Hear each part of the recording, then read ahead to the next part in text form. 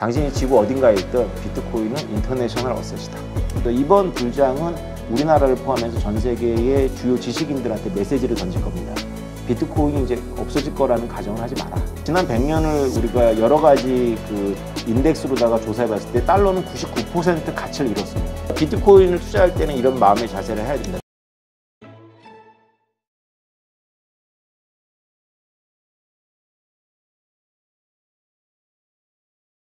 미국이 그 달러 패권을 이제 서서히 놓으려는 어떤 의도를 가지고 있다. 이건 상당히 많은 분들이 정말 그럴까? 이렇게 좀 논쟁의 여지가 좀 있을 것 같은데 그걸 믿지 않는 분들, 달러의 패권은 미국의 그 안보와도 직결이 되고 성장과도 직결이 되고 존립 자체와도 직결이 된다라고 보시는 분들, 그래서 사실 그 비트코인으로 대변되는 암호화폐들이 나왔을 때 이거는 미국의 정부에 의해서 다 끝날 거야, 이런 생각을 많이 했단 말이죠.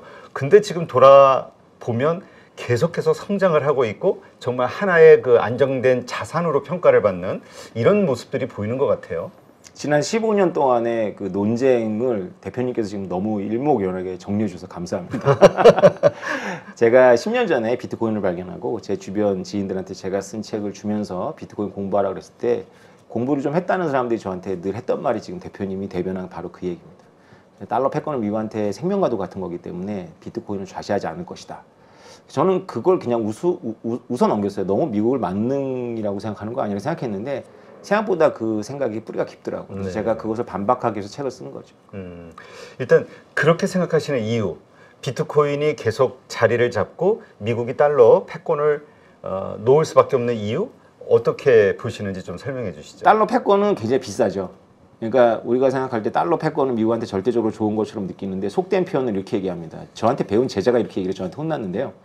미국은 잉크만 가지고 돈을 뿌려서 전 세계 노동자들의 노동이 담긴 땀이 담긴 물건을 사거나 원자재를 산다 이렇게 말합니다.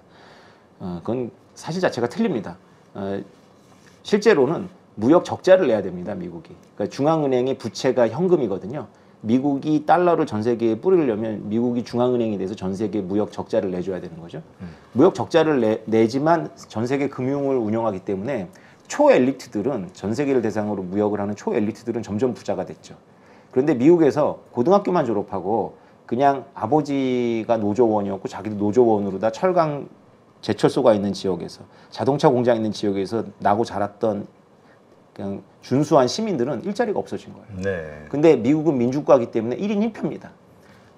부자가 더 부자가 돼도 한 표지만 중산층이 점점점 가난해지거나 소득이 정체되니까 이들이 상대적으로 느끼는 박탈감이나 이런 것들이 표로 나타났죠.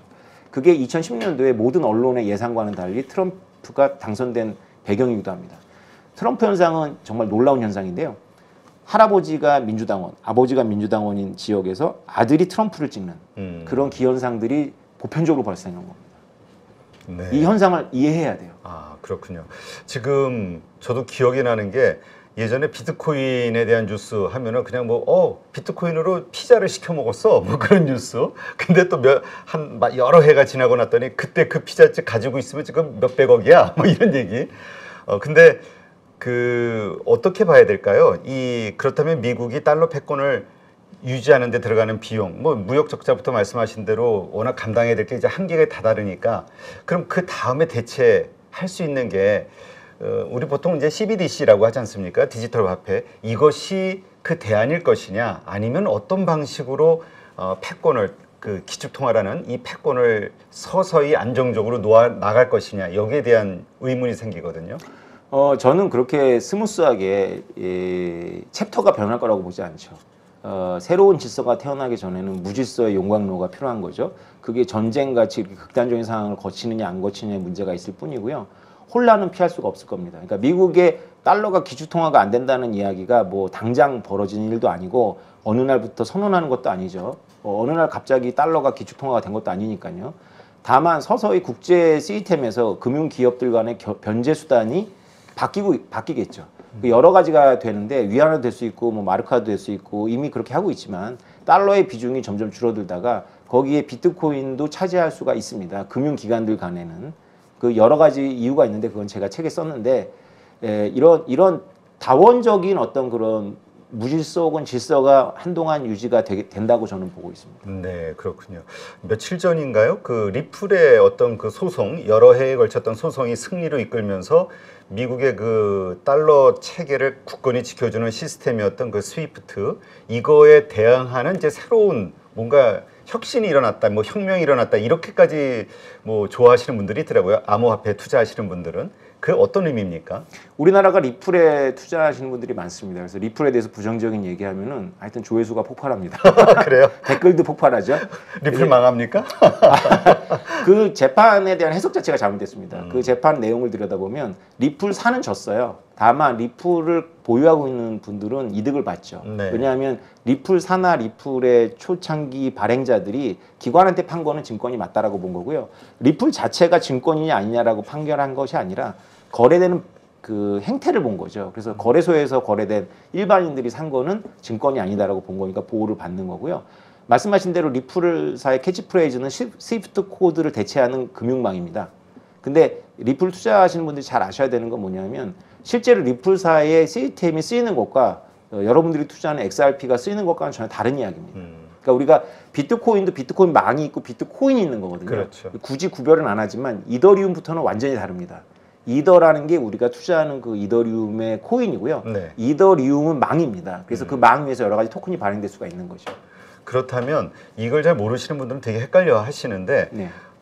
그냥 큰 틀에서 미국도 어쨌든 이제 종이 화폐의 어떤 종말이 온다라는 게 미래학자들의 얘기다 보니까 네. 달러를 어떻게 디지털 화폐로 전환할 것이냐에 대한 그런 고민들이 있잖아요. 뭐 중국은 이미 그 아주 활발하게 앞서가고 있고요.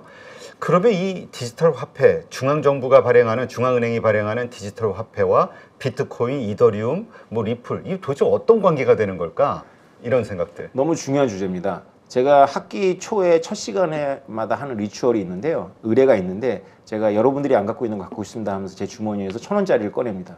이거 가지고 있는 학생 손들어 보세요. 없어요. 아, 맞아요. 1,000원짜리를 안 갖고 다닙니다. 이미 우리는 디지털 머니 속에서 살죠. 근데 이제 사람들은 뭔가 CBDC 하면 중앙은행이 발행해가지고 이렇게 할 수 있을 것 같은데 여러 나라가 검토는 하고 있습니다만 중요한 건 달러 CBDC예요. 달러 CBDC가 나오느냐 안 나오냐라고 저한테 베팅하라고 하면 저는 빠른 시간 안에 안 나온다고 봅니다. 아, 안 나온다? 왜냐하면 비트코인은 지금 달러 시스템하고 병종 가능하거든요. 그래서 제가 10년 전에 비트코인을 주장했던 거고 근데 달러 CBDC는 지금 우리가 포스트 1945 시스템이라고 부르는 시스템이 정면으로 위배됩니다. 생각해 보세요. 달러 CBDC가 나와서 중국인들이 달러를 스마트폰에 담을 수가 있고 중동 사람들이 담을 수가 있고 아프리카 사람이 담을 수 있다면 전 세계 몇 개의 중앙은행이나 유지가 될 수 있을까요? 그렇죠. 그러니까 결국 이 그냥 보이는 현물이 그냥 디지털 속으로 전환이 된다. 그러니까 각 나라의 화폐는 각 나라에서 발행하는 디지털 화폐, 지금과 같은 체계가 계속 유지가 될 것이다. 이렇게 보시는 건가요? 여러 나라들이 CBDC를 시행하고 도전할 겁니다. 그런데 그런 것들은 그냥 찻잔송의 태풍이고 그냥 지금 우리가 신용카드나 이런 것도 충분히 디지털화 되어 있죠.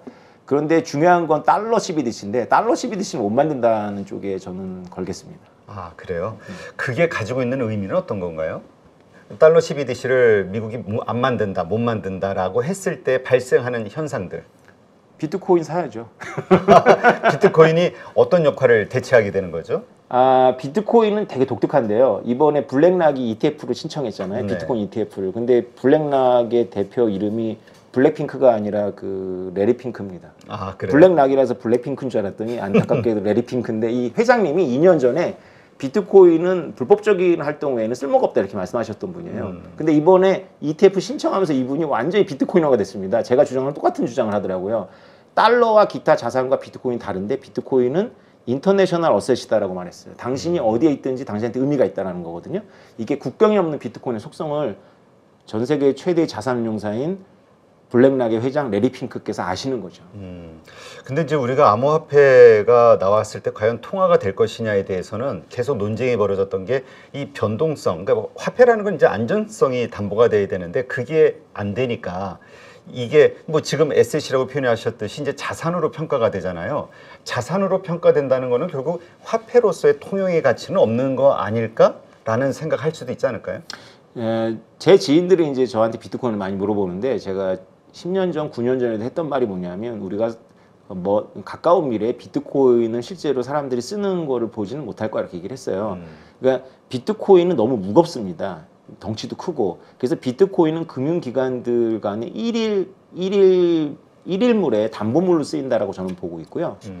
비트코인이라는 시스템에서 파생된 여러 가지가 이제 쓸 수가 있죠. 화폐처럼. 근데 비트코인의 가장 큰 장점이 있습니다.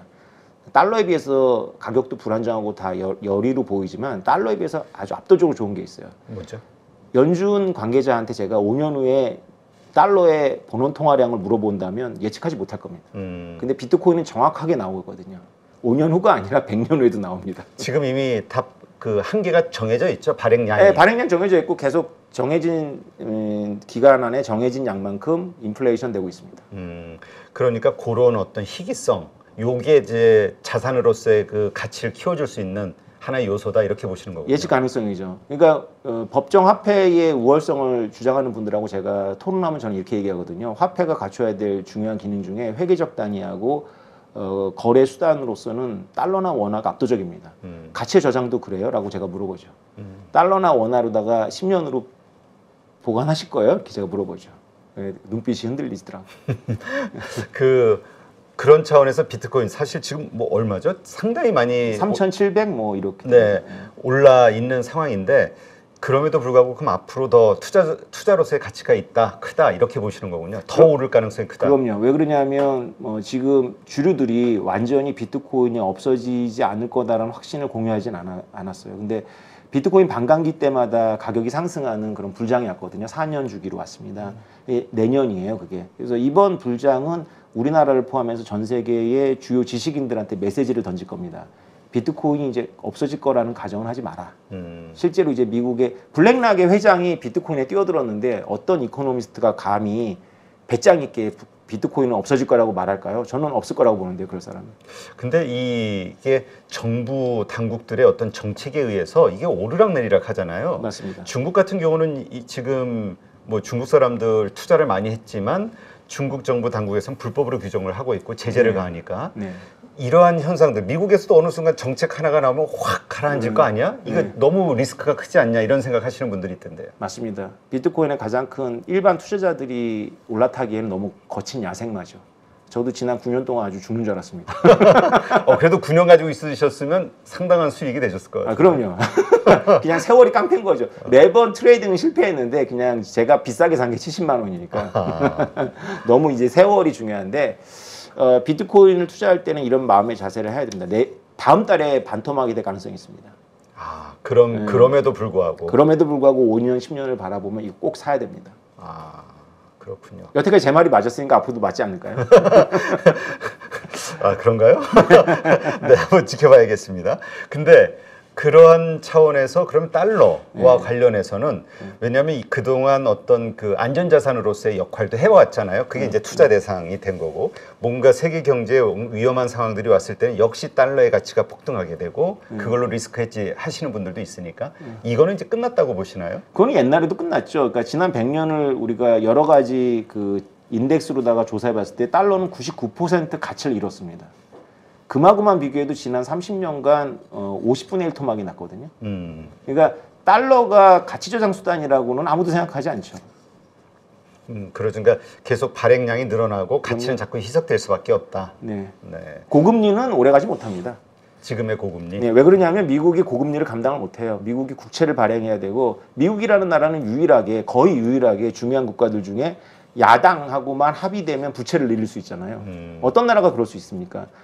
모든 나라의 국채는 자연 한계의 가치입니다. 그 나라의 신용도라든가. 근데 미국만은 야당하고만 합의하면 부채 한도를 늘리죠. 그 부채 한도는 안 갚기 때문에 가능한 거거든요. 근데 뭘 갚아야 되냐면 이자율을 갚아야 됩니다. 그렇죠. 이자를 갚지 않으면 채권이 할인돼서 팔리면서 악의 순환으로 들어가거든요. 그럼 경제가 붕괴합니다. 미국은 그렇지 않았던 거죠. 그런데 만약 이자를 계속 고금리로 가져가면 미국 스스로 채권에 대한 이자를 감당을 못하죠. 사실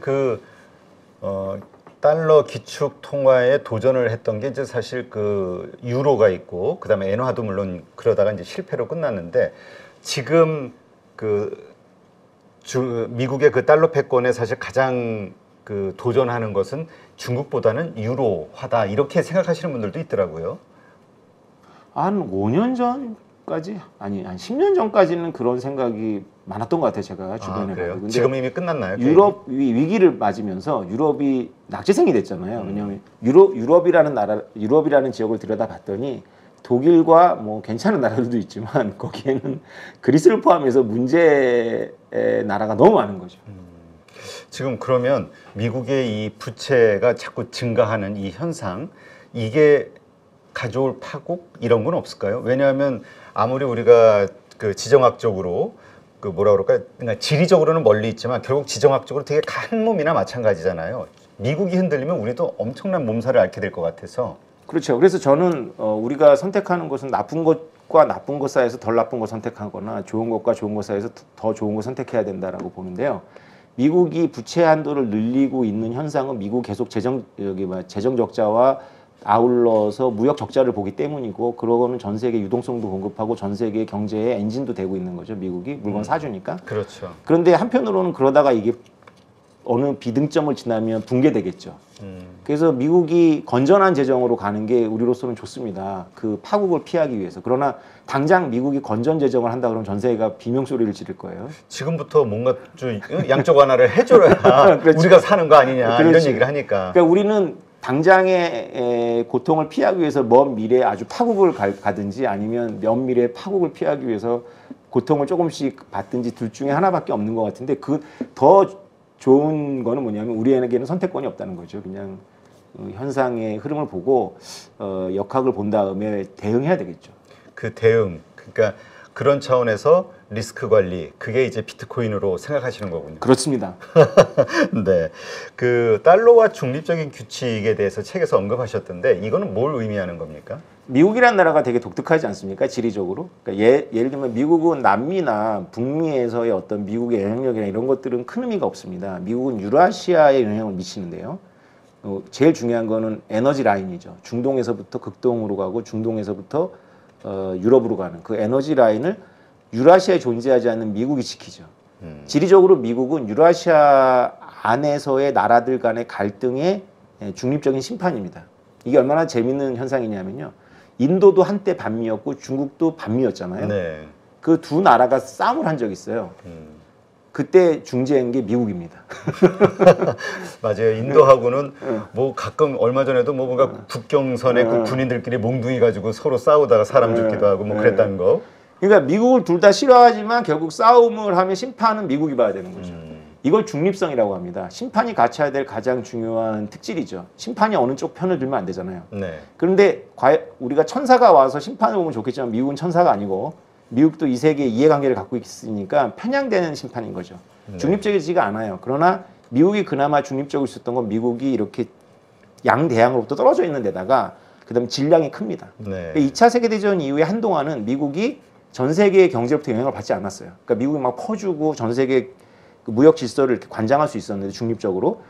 그 이후로는 미국이 계속 끌려가죠. 그 끌려가면서 이제 이 시스템이 병들기 시작하는 거고, 주기적으로 우리는 그것이 금융위기나 외환 위기로 경험을 하는 거죠. 멕시코에서 터지고 아시아에서 터지고 미국 본토에서 터지고. 지금 그렇다면 그 CBDC와 관련해서 가장 앞서가고 있는 중국의 이 CBDC 뭐 지난번 올림픽 때도 막 그 상업적 이용을 하면서 가능성을 막 보여주고 있잖아요. 이러한 시도는 결국 어떻게 될 거로 보시나요? 저는 중국의 이 전자화폐는 두 가지 이유가 가능하게 하는데요. 중국은 상업은행들의 목소리가 독립적으로 크지 않죠. 미국은 상업은행들의 목소리가 크기 때문에 CBDC를 할 때 상업은행들이 벌써 반대하고 있습니다. 로비단체를 만들어서 전미은행연합회가 CBDC 반대를 하고 있죠. 왜냐하면 중앙은행이 지금까지는 신용을 어떻게 만들었냐면 상업은행이 상업은행들한테 돈을 주면 상업은행이 그걸 가지고 운영을 한 건데, CBDC가 나오면 상업은행에 당좌예금이 없죠. 우리가 상업은행에 당좌예금을 두는 이유는 이자 때문이 아니라 온라인 뱅킹 사용하기 위해서인데, 제 스마트폰에 한국은행이 직접 돈을 꽂아주면 제가 그걸 굳이 신한은행에 넣겠습니까? 그렇죠. 그래서 은행들은 당장 그 상업은행들이 그걸 못하죠. 근데 중국은 그 목소리가 없으니까 실험해 볼 만하죠. 상업은행들이 뭐 당에서 시키는데 그걸 반대하지는 않으니까요. 그런데 중국의 또 다른 의도는 중국이 사회평가 시스템이나 이런 식으로다가 좀 이렇게 더 연착륙을 하는 것이 아니라 자유의 관점에서 보면 더 옥죄는 방향으로 가잖아요. 네. 중앙은행이 CBDC를 꽂아주면 국민들한테 기업들과 국민들의 용처를 다 볼 수 있죠. 그렇죠. 그래서 프라이버시가 없어지는 거죠. 그런 의도가 좀 있습니다. 그렇다면 중국의 그 시도는 그냥 찻잔 속의 태풍으로 아까 말씀하셨듯이 중국에서 그냥 그렇게 가다가 결국은 흐지부지 될 것으로 보시는 건가요? 그거를 본딴다면 좀 세상이 이상해지는 거죠. 그걸 본따고 싶지는 않을 거고요. 미국은 벌써 그런 형태가 아님에도 불구하고 각 정당에서 반대 목소리가 나오잖아요. 개인정보 때문에. 지금 그러한 중국이 직면한 세 가지 난관이 있다 이렇게 책에서 표현을 하셨는데 그 난관이 뭡니까? 제가 한 말은 아니고요. 지정학자들이 하는 말인데 중국이 세 가지 난관은 첫 번째 지정학적 난관이고요. 두 번째 인구 난관, 세 번째가 이 중간소득 난관입니다. 그러니까 이 세 가지는 서로 연결되어 있어요. 그러니까 중국은 변경에 자기 나라하고 협조적이지 않은 나라들이 꽤 많고 싸나운 나라들이 많아요. 특히 서쪽은 막혀 있고 네. 동쪽 동쪽 바다도 막혀 있습니다. 그걸 열도라고 하잖아요. 그래서 태평양으로 나가려면 대만을 확보해야 되기 때문에 이게 대만에 집착하는 거일 수도 있겠죠. 그걸 이제 시진핑 주석이 이 세 가지 난관을 다 돌파하려고 이제 공동 부유하고 이제 1대1로를 주장했는데 이것이 중국 몽인데 진짜 몽상에 기반하고 있다라고 보고 있죠. 무엇보다 중국은 인구 절벽 때문에 성장 동력이 가까운 미래에 없어질 거라고 많은 주류 경제학자들 포함해서 예측하고 있습니다. 네. 중간소득 함정은 우리나라는 벗어났어요. 중간소득 함정이 벗어나기 되게 어려운데. 중간소득 함정이라는 게 뭔지 좀 풀어주시면. 예, 그러니까 중간소득이 아마 지금 제가 알기로는 $10,000 언저리일 거예요. $10,000의 함정, 중진국의 함정, 그렇죠. 소위. 예. 그래서 그 중간소득 함정에 들어가서 대부분 못 빠져나오는데 한국, 대만, 싱가포르 이런 몇몇 나라가 빠져나왔습니다. 네. 기억하시겠지만 중간소득에 들어가서 그거를 돌파하려면 사회 체제가 바뀌어야 됩니다. 그 기존까지는 이제 저렴한 노동력이나 이런 걸 통해 갖고 가격 경쟁력을 가지고 제조업을 따라갈 수 있어요. 그런데 굉장히 사회가 창발적이 되려면 사회 체제부터가 창발적이어야 됩니다.